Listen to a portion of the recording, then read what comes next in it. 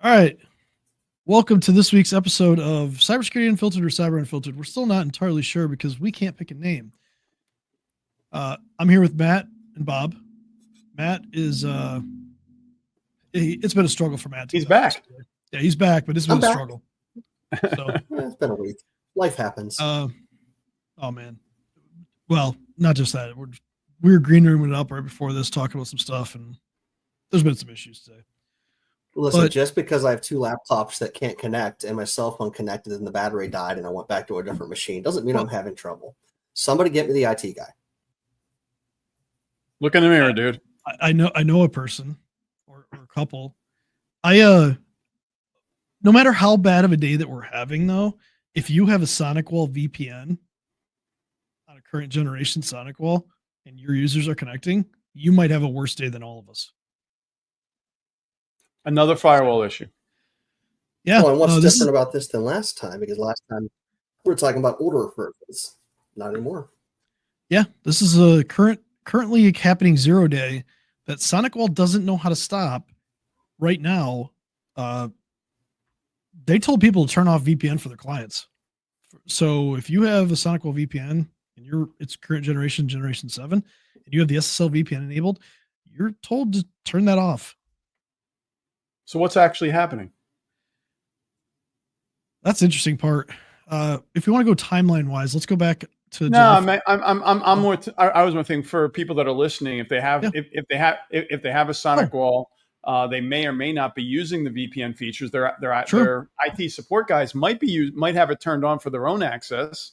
Yeah. But what is this vulnerability doing to people? Basically, it looks like it's a complete bypass, and they could just use the VPN to get into your network without credentials, is what it looks like at this point. Okay. And then they start doing stuff like ransomware. So that's bad. If we go back to July 15th, Arctic Wolf first noticed that there was a ransomware activity uptick, and they looked at it and they saw that SonicWall SSL VPNs were kind of like the initial attack vector. So that was the entry point into the network. Huntress noticed a little bit more of that on July 25th.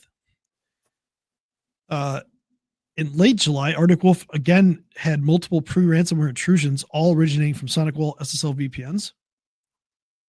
They noticed there was a very short interval too between the initial access and the ransomware deployment. That means they're getting in very quickly. So and they're able to get straight to the ransomware deployment. Right now, as of August 5th, SonicWall has publicly confirmed that they are actively investigating a potential zero-day vulnerability in collaboration with Mandiant, Arctic Wolf, and Huntress. They don't know the root cause at this point, so they're basically saying turn off SSL VPN, like now. So, if you have an IT company, perhaps you want to talk to them. If you have a SonicWall, you should be talking to people anyway. But if you have a SonicWall, clearly do that. Yeah, if you have a SonicWall, even if you don't actively use the VPN in it, talk to them and figure out if they have it turned on, because we've actually seen cases where somebody's been compromised and they didn't even know it was turned on. Well, I like what you said. It might be IT using it. It may not even be end users. Now, if you're distributed though and end users using it, that's going to cause major disruption. Yeah, it's going to cause major disruption in your business dealings. But you mean people have to come to the office to work? That's a whole other project. Depends on if they get on a plane to work, right? Yeah. But this isn't something that's like abnormal. This one's particularly bad though, because they don't know what the 0 day is right now. So now they're searching for it, and they're gonna have to figure this out. But we've seen a big uptake in attacking these firewalls to deploy ransomware, right? Like, because this is a really easy way to get into the network, because these are published on the internet, so they can see the portals. They can try, and if they can figure out a bypass for a firewall, boom, they're on the network, and now they get to try to do other things. Well, I don't know. A lot of these are integrated with other services, so it's not just your firewall's down or your firewall's compromised. It's they can do other things, figure out how to do other things easily. Well, and what happens if they can figure out how to authenticate, right, as a user? So I don't know the details of all of these, but if we look back in the last 2 years, just in this 2-year period, we're talking Avanti, Palo Alto, Fortinet, Cisco, Checkpoint, SonicWall have all had multiple CVEs on VPNs being exploited for attacks.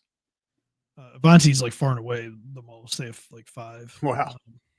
But Palo's got 1, Fortinet's got 3, Cisco's at 3, Checkpoint's at 1, and SonicWall's technically at 4 now. They had 3 before. This should be 4 as soon as the CVE gets published, but it hasn't been published yet. And I think the big thing here, Chris, that people need to remember is they might still have code running in their firewall from one of the versions that actually had this CVE if they're not doing their upgrades or they don't have support. Yeah. Oh yeah. If you don't have support, yeah, because most firewalls block you from updating if you don't have support. So if you just not paid the support structure, which again, highly recommend that you do that. But it kind of highlights another thing that I don't think we've talked too much about. We were joking about it before, like kind of in the green room, about how many services do companies publish to the internet, right? From internal. We joked, was it last week or the week before we were joking about SBS servers, small business servers from Microsoft? 2 weeks ago, yeah. That was terrible. We used to have so many exposed services like email, just exposed to the internet, right? Sometimes SharePoint that was on that. And what else would you do? SharePoint was a couple weeks ago. Yeah. Well, I mean, back in the SBS days, though, SharePoint was another one. Yeah, sure. SharePoint's still a problem, by the way. Yeah, just behind a basic web login, and there's everything. But remote. That's right, because we ended up with remote web. We had remote web for remoting things. All these things that you publish on the internet, they're an attack vector for your business. Yeah. We were joking a little bit about, I've seen iDRAC, which iDRACs are on Dell servers. It allows you to have like you're sitting in front of a monitor and a keyboard with a mouse in front of the server. That's the level of access it allows you to have through a web browser. It's like having physical access. That's the whole idea. I've seen those published on the internet. And Bob, you went and looked up the number that. Yeah, I did a quick search on one of the public databases and found 17,000 iDRACs just in the time we were talking. I wish we had a breakdown of how many use the default username and password. That'd be good. But I've seen VMware vCenter or vSphere servers published directly on the internet, and there's been a huge swing in that's used for virtualization. So like a lot of enterprises and even small businesses a lot of the times used VMware to have virtual machines on site so they can have multiple servers. Maybe they only have a couple of physical servers, but then they have multiple services running in servers. And I've seen that published directly to the internet. There's been a huge uptick in ransomware being deployed on those. And that's even worse because the EDR you use or the antivirus that you use isn't being run on VMware. So if they can access VMware and launch ransomware, they just encrypt your servers without actually even being scanned by your antivirus. So it bypasses it. We have seen cases in the past where VMware Enterprise did, right?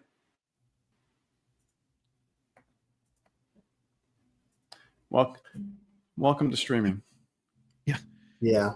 Just glitch. Let's see. Exchange has been a problem too, right?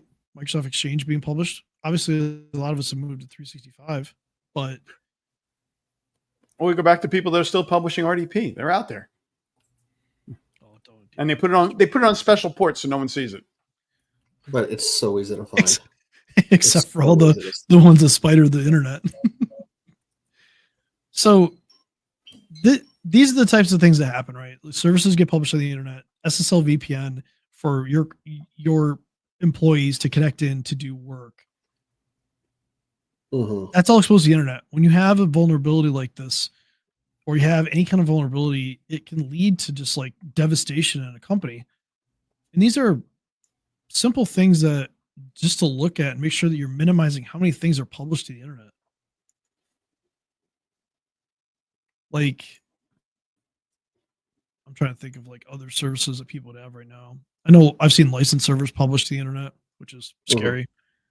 Don't publish file shares directly to the internet. But I think the big thing really comes down to, we're talking about don't do this, don't do that. And some folks might say, well, I have a business need for it.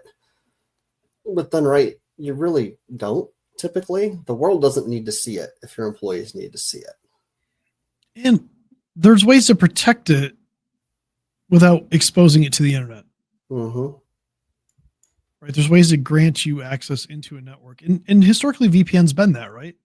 VPN's been the way that people can get access to certain tools, certain applications inside of a network from anywhere. But what's the phrase? Things have changed. Things have changed, and we've kind of moved on to new technologies that, you know, are kind of supplanting the traditional way of deploying a VPN. And we kind of call VPN now legacy.